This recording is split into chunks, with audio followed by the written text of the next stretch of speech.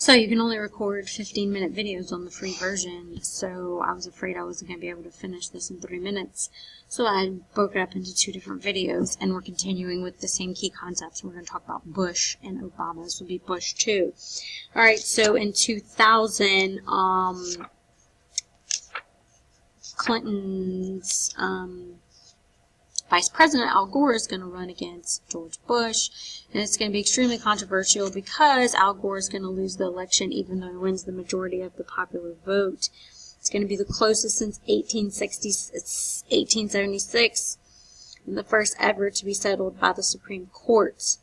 What is going to happen is Gore's going to receive more than 500,000 more popular votes nationwide than Bush, but the victory is going to depend on who won Florida's electoral votes, and their electoral votes would ultimately determine who won the election. In January of 2001, the Supreme Court issued a decision that gave Florida's electoral votes to George Bush, making him the next president, and Al Gore went ahead and ended the election by accepting the ruling. So Bush is going to become the president, and the obviously September 11th terrorist attack is by far the most important and impactful event of his presidency, and he's going to respond by passing the Patriot Act, which gives law enforcement agencies like FBI and National Security Agency increased powers to track and identify potential terrorists in the U.S. by using tactics such as taping private phones, email accounts, bank accounts, track internet users through various social media sites, etc. Are we at a time of war? One of your essay questions that you could have picked was how civil liberties are threatened during a time of war. Are we at a time of war? Would you consider after September 11th that we were at war? And do you consider this another example of civil liberties being threatened, and what does this sound like? He also created the Office of Homeland Security, which is an agency of the federal government created to coordinate all efforts to promote the U.S. from potential terrorist attacks and provide government response to any large-scale emergencies. And then, this has nothing to do with the terror attacks, but he's the one that creates No Child Left Behind, that seeks to reform public education, especially for those who are economically disadvantaged. Now, all of these things expand the powers of the federal government, and you would think this would be Democrat, but George Bush was a Republican.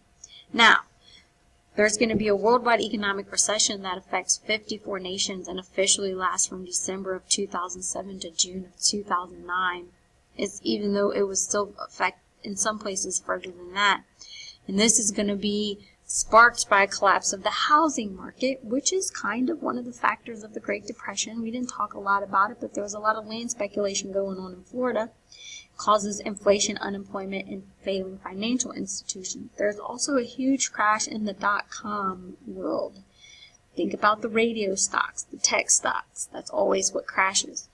Bush's response to the Great Recession, because he was still president, is going to be the Economic Stimulus Act of 2008, which included tax rebates to middle-class Americans and government loans and financial aid to failing banks and businesses, referred to as TARP funds. What does that sound like? Sounds very similar to the New Deal. Okay, we're giving financial aid to failing banks and businesses. Actually, the New Deal didn't give it to businesses. It gave it to people as opposed to businesses. So it's not like the New Deal. It's the money's being diverted to different places. Barack Obama's response to the Great Recession is the American Recovery and Reinvestment Act, and we're going to give $787 billion back through tax rebates and financial aid to private businesses and investment to stimulate consumer spending and control the depth of the recession. So it's still about this pump priming idea, but it's going through the businesses more than it's going through the people. Government investment included the bailout of the American auto industry, which was one of the things that happened. There were several auto companies that were given money. Both plans followed the idea of government intervention in the economy to fight the recession and its effects. So it's very similar to what happened during the Great Depression. While we're here, John Kerry's going to run against George Bush in 2004. Bush is going to get reelected, and then in 2000. excuse me, and 8 is when Barack Obama is going to be elected. And obviously, he's the first African-American president that we have. Hillary is actually going to try to get the Democratic nomination, and much like Kennedy in the 60 election, when everyone thought it was going to be Johnson or Humphrey, here comes this young guy and takes it away. Obama does the same thing. McCain, Palin are going to be the Republican ticket, and of course Barack Obama's going to win.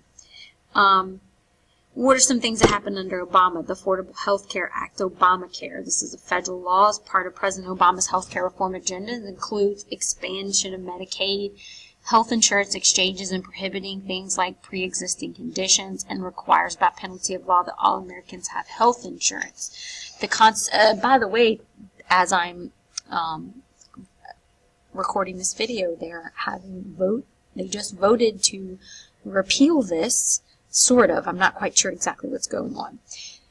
So I won't talk about it too much. But, so this could even be changed as of next year.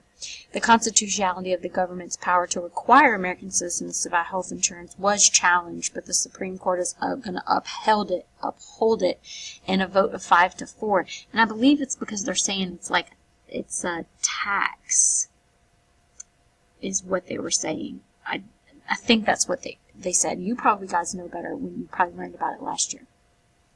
The last thing we want to talk about is since 1990, there's been huge demographic changes. This is demographics or statistics about a population.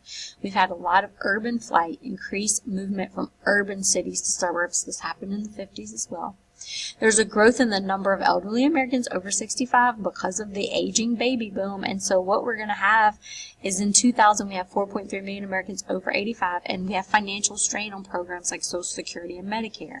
And these programs are going to exceed $200 billion. They exceed $200 billion in 2000 and increase the overall cost of healthcare. I read somewhere that by 2030, there's only going to be 2 workers for every person on Social Security.